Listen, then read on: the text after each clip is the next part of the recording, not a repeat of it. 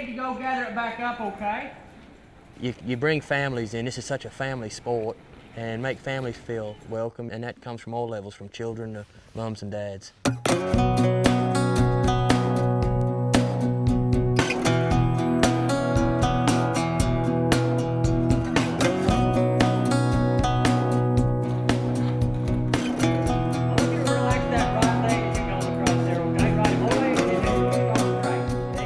Cutting is a great sport. It's fantastic.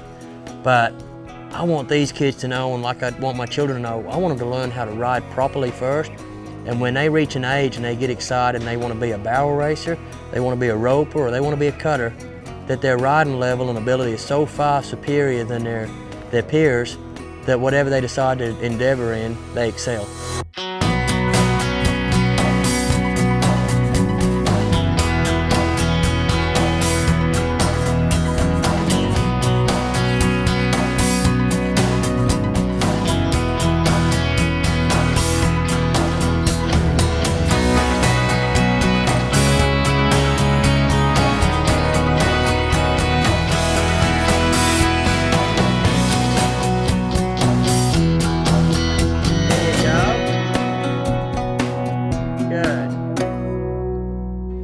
If I've got my cow out there in front of me, I can be positioning my horse across the arena, but I can always keep my horse pointed forward.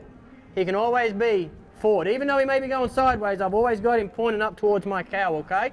So let's use this as an exercise, and we'll just move it a little bit and just act like you're moving that cow through the herd, and that's the one you want. And then when you get up here, then we'll get a couple turns, okay? First day was good. We worked the flag, and my horse worked really well. Make sure you get his feet right before you let him turn. Working the flag, you get to practice more on what the basics are and trying to get your horse to go the right way and fix all your problems. It was a little bit exciting. I was nervous first going in, but after I did it once, it was pretty fun. It was interesting at first for one of my horses because he didn't know what to do, but the other one was good. He did okay. Josh taught me like how to let the horse do all the work and not me. He's a good teacher. I like him a lot. First and foremost, I try and keep everything simple. Keep it straightforward, what you need, and the rest will take care of itself. Sometimes we get right on top of these cattle, and all of a sudden it's too late, and then the only way to cut them is we've got to turn and run off to the corner, okay? I want these kids to learn where their positioning needs to be on a cow, because that changes everything. What have I been telling them? Travel, travel, travel, stop. I mean, that's kind of been our mantra, is just to kind of get them to travel across there and stop, and feel for that stop before they get turned around. There you go. I want to take all that unnecessary busyness out of what they think they need to achieve. Just because your horse is jumping around, it may not mean you're achieving anything. So I've tried to keep it real basic, and those kids to feel, to get over there and get stopped. And when they do, not only are they going to get their horse stopped, you know, their mind and their body has to get stopped too. They have to relate that to their horse, that they're comfortable being stopped. Not just because they got hold of you in the bridle reins. You know, if I'm still buzzing, I still think I want to be going somewhere, that horse, he's still ready to go somewhere too. I think we're going to have a good time. We're going to learn a lot.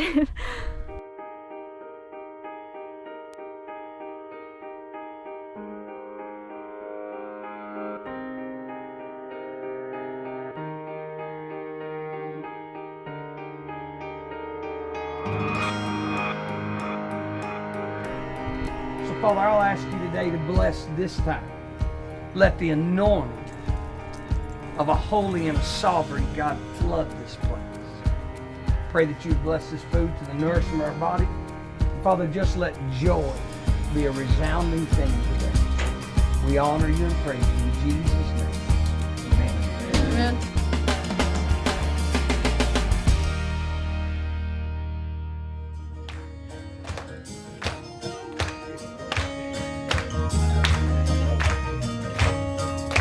Everybody gathered where the river rolls water at the edge of town to see if that Eddie on baptism was a really gonna go down. Folks bet hard on money that water wouldn't change a thing. They set the odds at 100 to 1. His soul would never come clean.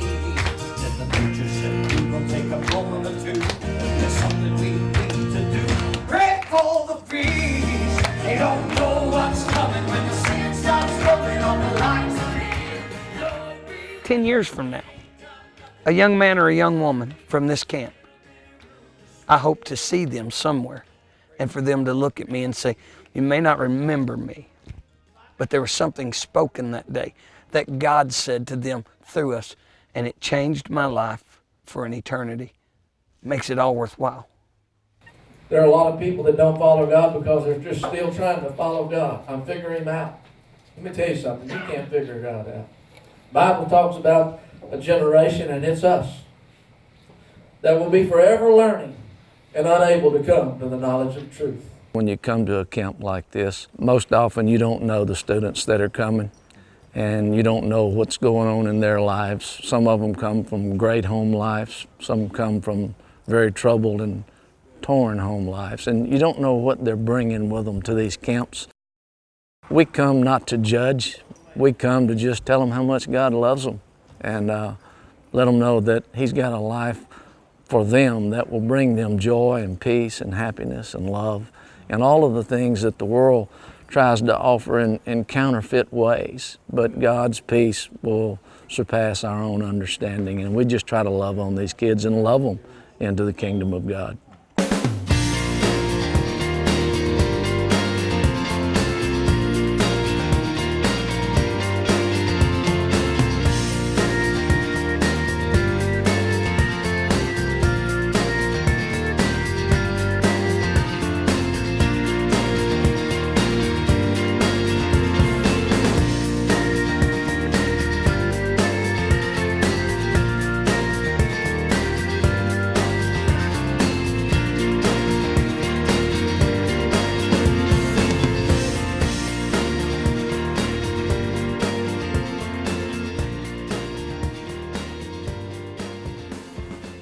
Atta girl. Good cut. Keep walking it forward to me a little bit. There we go. Now just straight across. There you go. Put that hand down and trust your horse. Put your hand down. Wait on it. Wait on it. Trust that horse and kick all the way across to the fence. Atta girl. All the way. Use those feet. Use those feet to that stop. There you go. All the way across. All the way across. Go stop it. Go protect that herd. There you go. Good work. Come on. Come on. Come on. Come on. There you go. There you go. Now wait. There you go. Put that hand down and just push. And you got to relax your legs, okay? Relax your legs. There you go. Good. Smooth. Good.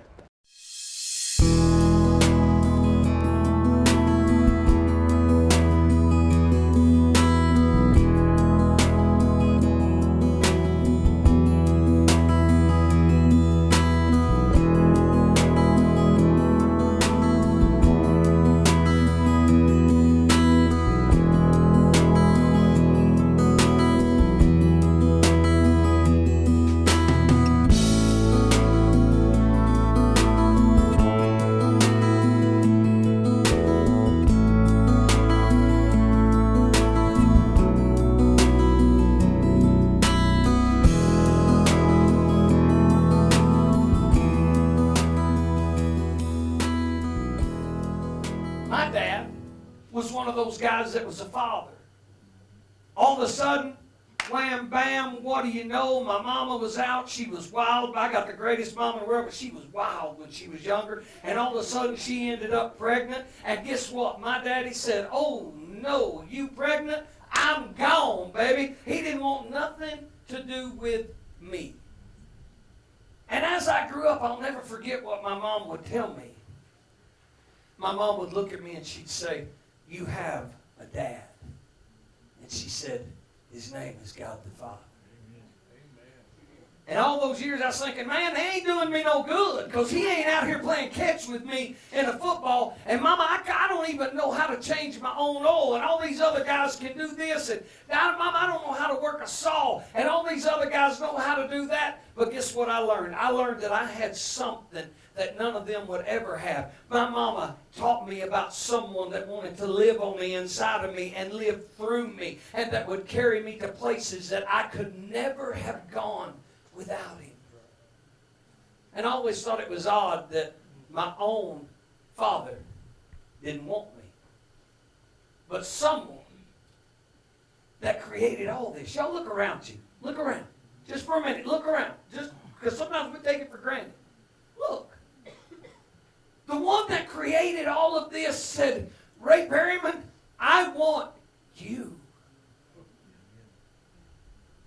You say, that's kind of big of you to say. It's the truth.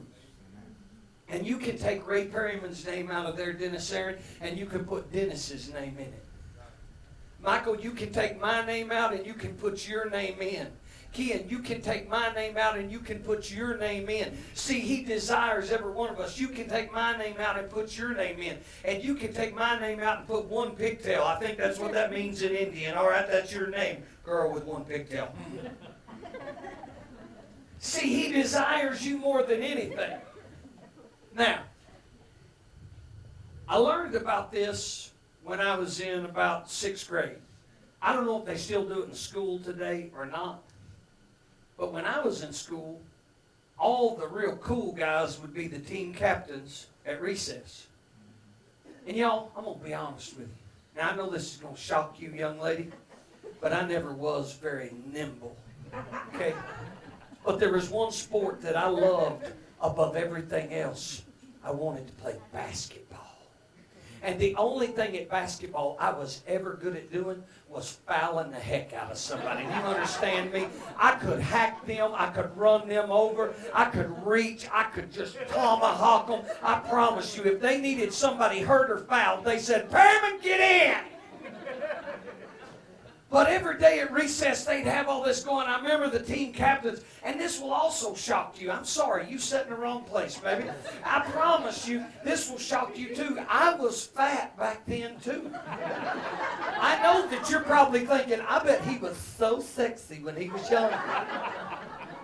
But the truth is, I fell out of my mama an easy keeper. I walked by a buffet and I gained 10 pounds. And so every day we'd get out there, and man, all of a sudden it'd go just like this. Kiddos, I don't know if it ever happens like this, but they'd go, I want him. Then the next guy would go, okay, I get second pick, I want him. They'd go, I want him. Until there was one kid standing. Guess who it was? Me. Do you guys have any idea? Now listen to me.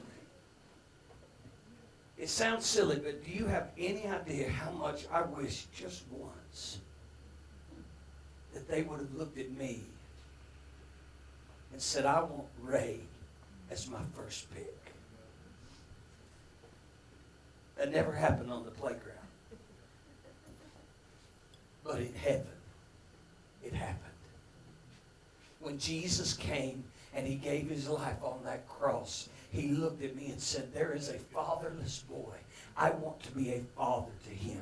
I will give him my name, and I choose him above everything else. I want him so much that I will send my own son to die on the cross to go and redeem him. That's how much God wanted me. And if God wanted me that much, that's how much he wanted you. It doesn't matter what you've gone through. It doesn't matter what you will go through. I promise you that there is a God in heaven that's bigger than any past or any future that you will ever have if you just let him have everything.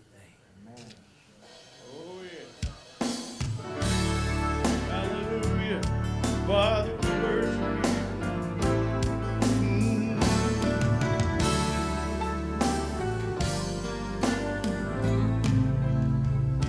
So many times I question certain circumstances and things I just don't understand. So many times these trials and weakness blurs my vision. That's when my frustration seems to get so out of hand. Oh, but that's when I'm reminded, oh yeah, I've never been forsaken. Oh, I've never had to walk one test alone. I look back at all my victories, then my spirit rises up in me, and it's through the fire my weakness is made strong. I thank you, Jesus. He never promised that the cross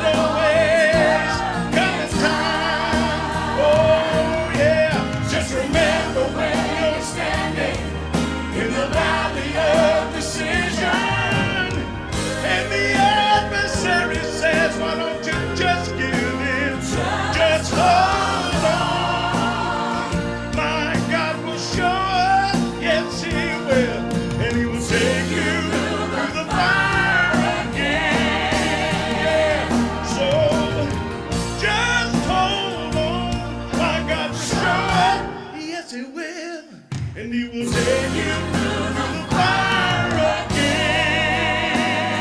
Oh, yes, He will. No matter what you're going through, just trust Him, yeah. Hallelujah. There's been a couple of the young men that I've kind of eyed from a distance, and I've saw a couple of areas in their life where I thought that they were staying by themselves, back off. It was like they were lonely. And I find, you can tell when they're hurting, there's something in their lives that's missing. And that's what we're here for. That's what we want to do, is give these kids a chance to meet Jesus, and so He can get a hold of their lives.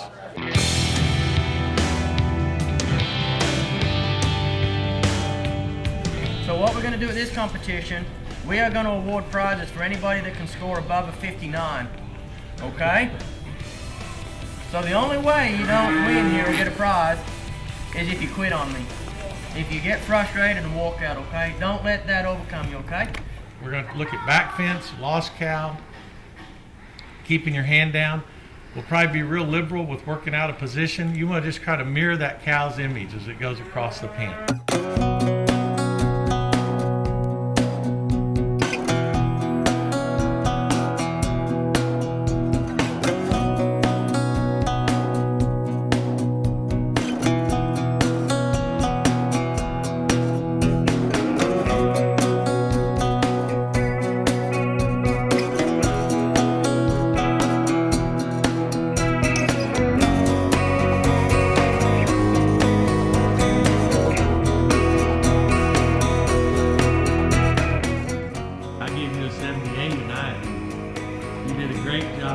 You cut just like your daddy. Thank goodness you look like your mother. That's all I got to say.